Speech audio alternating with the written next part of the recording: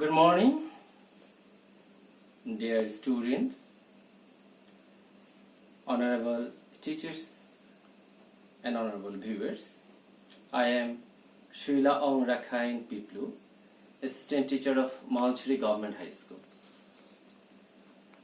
I am here to conduct a class on behalf of Khagrachari District Online School. Today, I would like to conduct a class of English second paper for the students of class 9 and 10.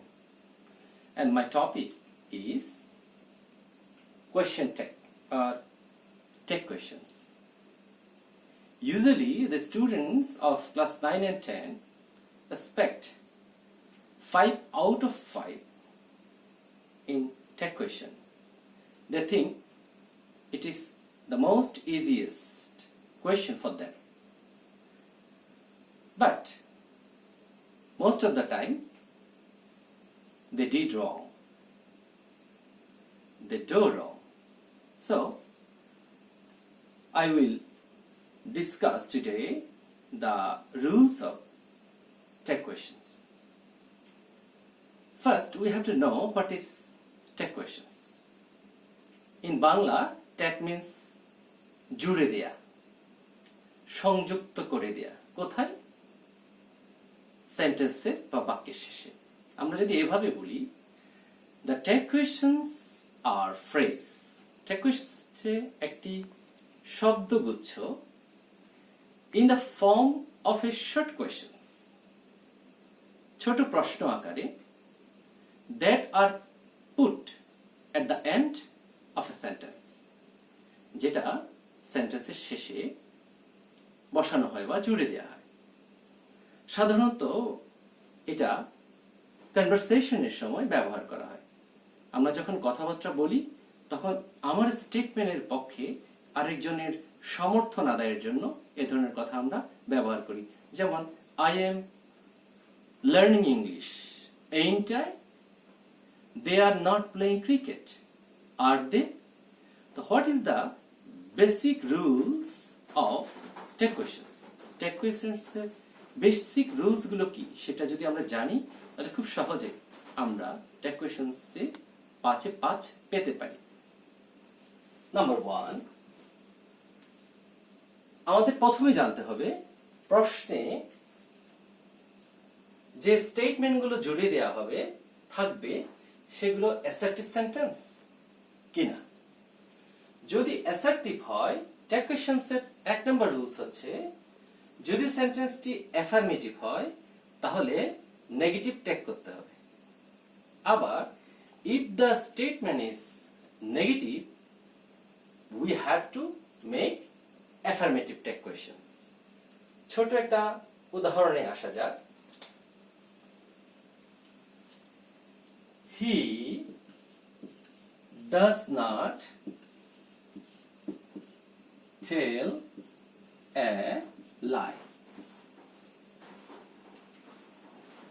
এটা একটা assertive sentence এবং আমরা নিশ্চিত এখানে not থাকার কারণে this is a negative sentence. তাহলে কি বলা হয়েছে? If the sentence is negative we have to make it affirmative tech questions. So এটাকে অ্যাফার্মেটিভ টেক করতে হলে আমাদেরকে অবশ্যই সাহায্য নিতে হবে অক্সিলারি। তাহলে এই ডাস ব্যবহার করার পর আমরা হি লিখলেই এই টেক কোয়েশ্চেনসটা হয়ে যাবে।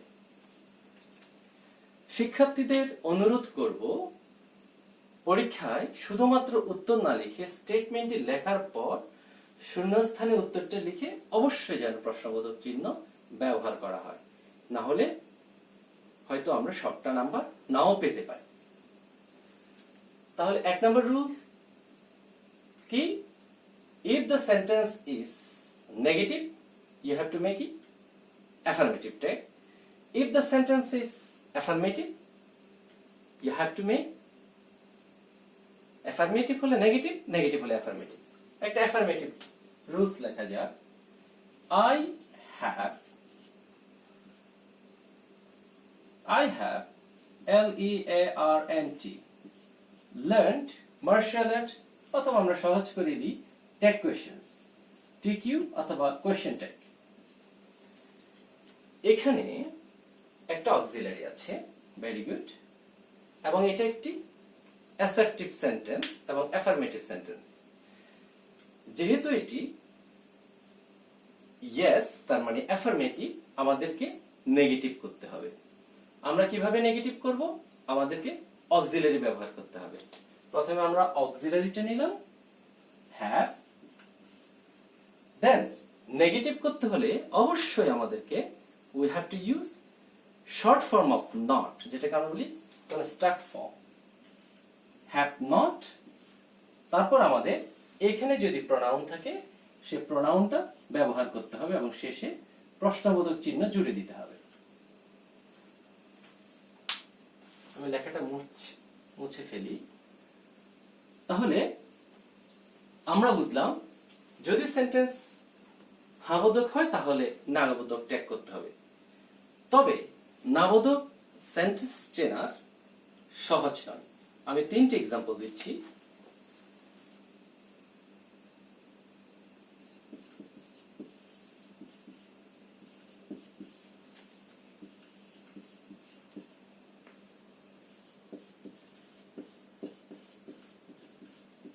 He hardly helps the poor।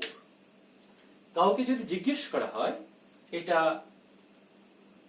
Affirmative না নেগেটিভ, যদি অভিজ্ঞতা না থাকে তাহলে তারা বলবে this is a affirmative sentence. But কোন সেন্টেন্সে যদি হার্ডলি, লিটল, ফিউ, সেলডম, আমি আবারও বলছি হার্ডলি, লিটল, ফিউ, সেলডম একই সাথে স্কার্সিলি থাকে তাহলে সেটি কিন্তু নাবোধক সেন্টেন্স। যদি নাবোধক হয়, হেল্পস কোনো অক্সিলারি নেই, যদি কোনো অক্সিলারি না থাকে, প্রেজেন্ট টেন্সের ক্ষেত্রে যদি এস থাকে আমাদের ব্যবহার করতে হবে ডাস। যেহেতু এটা নাবোধক সেন্টেন্স আমি নট এর সংক্ষিপ্ত রূপ এখানে ব্যবহার করব না, তাহলে এর উত্তর হবে ডাস হি। আবার একটু বলি, কোন সেন্টেন্সে যদি হার্ডলি, লিটল, ফিউ, সেলডম থাকে সেটি নাবোধক, অথবা he is not watching TV, say TV দেখছে না। অক্সিলারির সাথে যদি নট থাকে তাহলে সেটা নাবোধক সেন্টেন্স। একই সাথে কোন লাইনে যদি nobody, no one, none, nothing, never থাকে এবং don't থাকে তাহলে বুঝতে হবে এটা নেগেটিভ সেন্টেন্স। এটাকে আমাদেরকে অ্যাফার্মেটিভ ট্যাগ করতে হবে। একটা এক্সাম্পল দেয়া যাক।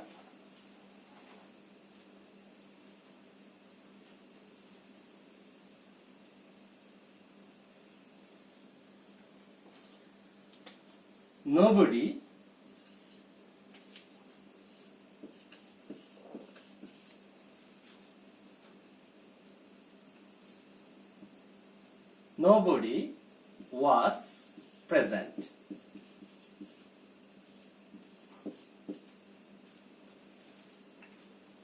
এটা একটা নেগেটিভ সেন্টেন্স। কেন?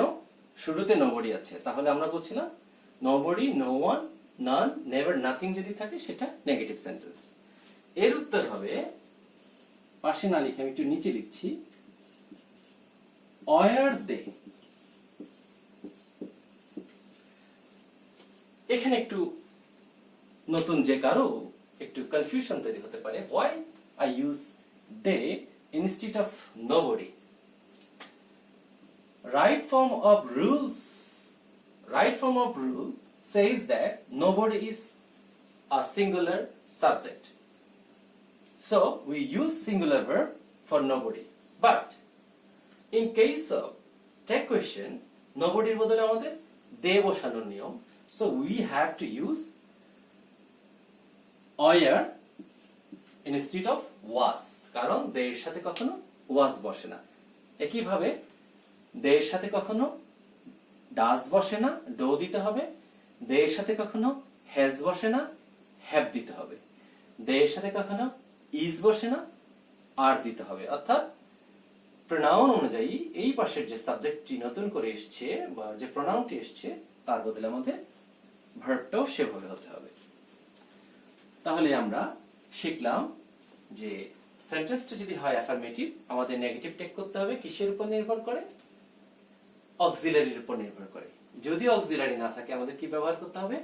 ডো, ডাস, ডিড, যেটা আমরা এক্সাম্পলের মাধ্যমে বুঝে গেছি। এবং আমরা যখন নেগেটিভ টেক করব তখন আমাদেরকে শর্ট ফর্ম অফ নট অর্থাৎ নয়ের সংক্ষিপ্ত রূপ ব্যবহার করতে হয়। নয়ের সংক্ষিপ্ত রূপ কিভাবে ব্যবহার করব? একটা এক্সাম্পল আসি। I shall go there. I shall go there. এখানে স্বাভাবিকভাবেই আমার উত্তরটা হওয়া উচিত ছিল shall not I, কিন্তু আমাকে ব্যবহার করতে হবে শর্ট ফর্ম অফ নট। নটের সংক্ষিপ্ত রূপ কি? shan't. shan't I. shall not এর সংক্ষিপ্ত রূপ shan't। আপনারা তিনটে জায়গায়, প্রিয় শিক্ষার্থীরা, তোমরা তিনটে জায়গায় নটের সংক্ষিপ্ত রূপ একটু ব্যতিক্রম পাবে। যেমন am not এর বদলে হবে ain't অথবা aren't। আমি একটু লিখে দিচ্ছি। am not এর বদলে এর সংক্ষিপ্ত রূপ হবে ain't, will not, একটু ব্যতিক্রম যারা আমি তাদেরকেই লিখছি won't, shall not, shan't। আর বাকিদের ক্ষেত্রে is very easy to write the short form of not. Suppose have not or has not, has not, just ওটাকে আমরা অ্যাপোস্ট্রফি চিহ্ন দিয়ে লুকিয়ে ফেলবো, তাতেই হয়ে যাবে। আমরা ইতিমধ্যে we have already learned the short form of not for take questions। এবার আমরা আসি নাউন এবং প্রোনাউনের আলোচনায়। ধরা যাক কেউ লিখলো সহজভাবে লিখি, Mina is a dedicated girl, intelligent girl। আমি ছোট করে লিখি clever girl। I don't like to use clever, তার চেয়ে intelligent girl লিখলে অনেক বেশি সুন্দর শোনাতো। তাহলে উত্তর কি আসবে? এখানে একটা অক্সিলারি হিসেবে is, আসলে is এখানে অক্সিলারি কিনা সেটার আরেকটা প্রশ্ন আছে, কারণ অক্সিলারি হলে পেছনে একটা ভার্ব থাকতে হয়। তবে am is আর was এর ক্ষেত্রে এটি আমরা মেনে নিচ্ছি টেক কোশ্চেনস এর ক্ষেত্রে। is not এবং মিনার বদলে আমরা বসাবো she। এখানে কখনোই আমরা নাউন বসাতে পারবো না। সংক্ষিপ্ত করে বলছি, ছেলেদের নামের বদলে হি, মেয়েদের নামের বদলে she, যে কোনো বহুবচনের বদলে দে, জড় পদার্থ, ইতর প্রাণী, ছোট শিশু। জড় পদার্থ, ইতর প্রাণী, ছোট শিশু, এদের বদলে বসাবো ইট। এবং all, everybody, somebody, anybody, someone, anyone, no one, nobody, none, এদের বদলে বসাবো দে। তবে নাথিং এবং এনিথিং এর বদলে আমরা ইট বসাবো। একটা উদাহরণে আসা যাক, যেটা ইতোমধ্যেই আমরা আলোচনা করেছি। একটা এক্সাম্পল আছে, nobody respects a dishonest man। respects A s আছে, এটা ভার্বের প্রেজেন্ট ফর্ম। আমরা বলছি নোবডির বদলে আমাদের লিখতে হবে দে। আমরা শিখছি নাউনের বদলে কি বসবে অথবা প্রোনাউন থাকলে তার বদলে কি বসবে। যেহেতু বলা আছে নোবডির বদলে দে বসবে, তাহলে স্বাভাবিকভাবে প্রত্যাশিত উত্তর ছিল এটা। নোবডি নাবোধক শব্দ, সেজন্য আমি নট যোগ করতে পারছি না।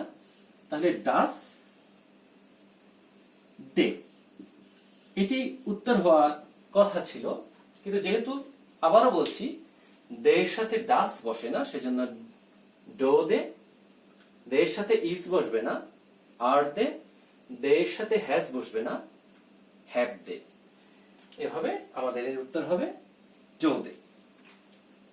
তাহলে আমরা শিখলাম নাউন বা প্রোনাউন থাকলে আমরা কি বসাবো। ট্যাগ কোয়েশ্চেন্সে অবশ্যই ইম্পারেটিভ সেন্টেন্স থাকবে। How will we recognize or identify the imperative sentence? Imperative sentence আমরা কিভাবে খুঁজে পাবো? ইম্পারেটিভ সেন্টেন্সটা খুব সহজ। Please, don't, kindly, let, never অথবা ভার্বের প্রেজেন্ট ফর্ম দিয়ে যদি কোনো লাইন শুরু হয়। কি বলেছি?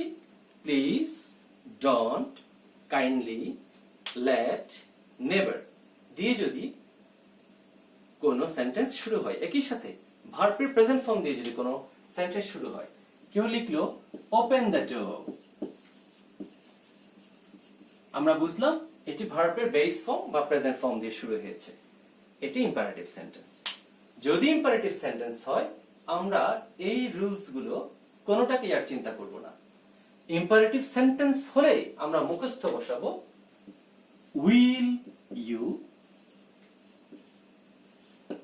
অথবা won't you. Right? Tag questions এর রুলে আছে will you is applicable for all types of imperative sentence. আসুন এখানে আরেকটি সেন্টেন্স আছে don't disturb me. don't থাকলে বসাবো will you, আবার আগের মতো don't disturb me, will you। আমি এই যে প্রশ্নটা উপস্থাপন করেছি এটি 2019 সালে চট্টগ্রাম বোর্ডে যে প্রশ্নটি এসেছে সেটি এই পাঁচটি। আবার লেটস, কোন লাইনে যদি লেটস দিয়ে শুরু হয় একেবারে নিশ্চিত থাকা যাবে যে এটা ইম্পারেটিভ সেন্টেন্স। আমরা একটু ইম্পারেটিভ সেন্টেন্সের এই রুলসটা একটু লিখে নিই যে লেটস, ওরা লিখেছে এনজয় এ পিকনিক, আমি বলি let's go to field, okay let's go out. Let's থাকলে আমরা মুখস্থ বসাবো কোনো কিছু চিন্তা না করে শ্যাল উই। আবার একটু আসি, লেটস থাকলে শ্যাল উই, ডোন্ট থাকলে উইল ইউ, আর অন্য যে কোনো ইম্পারেটিভ সেন্টেন্সে আমরা বসাবো উইল ইউ অথবা ওন্ট ইউ বসাতে পারবো। এবার আমরা একটু নিচে আসি, what a pity, what a pity, it is, এটা একটা অসম্পূর্ণ সেন্টেন্স, এক্সক্লেমেটরি সেন্টেন্স। কোন সেন্টেন্স যদি অসম্পূর্ণ থাকে এটা আমাদেরকে সম্পূর্ণ করতে হবে এবং এর ভার্ব যেটা আমরা ধরে নিয়েছি বা কল্পনা করে নিয়েছি সে ভার্বটি এবং সাবজেক্টটি নিয়ে আমাদেরকে ট্যাগ কোয়েশ্চেন করতে হবে। তাহলে what a pity it is যদি হয়, ইজ নট ইট দিলে এই উত্তরটা হয়ে যাবে, ইজ নট ইট। তাহলে লেটস এনজয় এ পিকনিক, এখানে আমরা বললাম shall we, shall we. Don't, এটা শেষ হলো। There is a little water in the pond, আমরা আগে আলোচনা করেছি there is little water in the pond, little থাকার কারণে এটা মূলত একটা নেগেটিভ সেন্টেন্স, অ্যাসার্টিভ কিন্তু এটা নেগেটিভ গঠনে আছে। তাহলে আমাকে কি করতে হবে? অক্সিলারি ব্যবহার করতে হবে ইজ। তাহলে নাবোধক হলে হাবোধক করতে হবে, নট ব্যবহার করা যাবে না, দেয়ার এর বদলে দেয়ার ব্যবহার করা যাবে।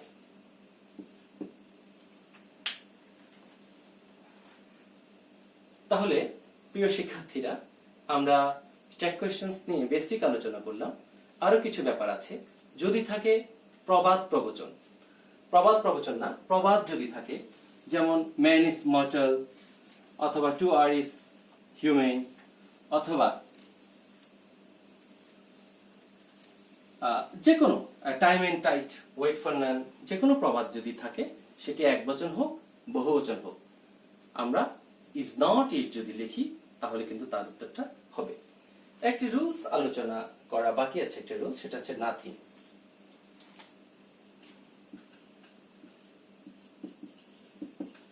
নাথিং অথবা এনিথিং।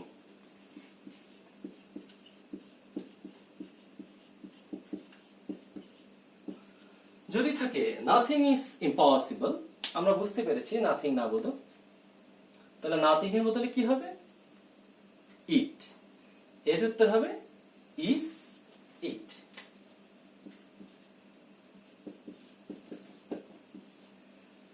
আবার যদি আমরা কোন কমপ্লেক্স সেন্টেন্স পাই টেক কোয়েশ্চেনস এর স্টেটমেন্ট হিসাবে, যেমন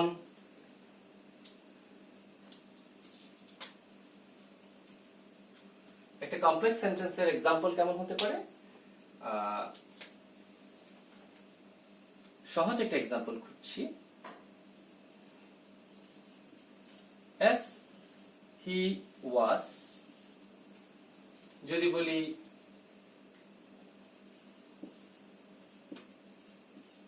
as he was guilty, I should avoid him.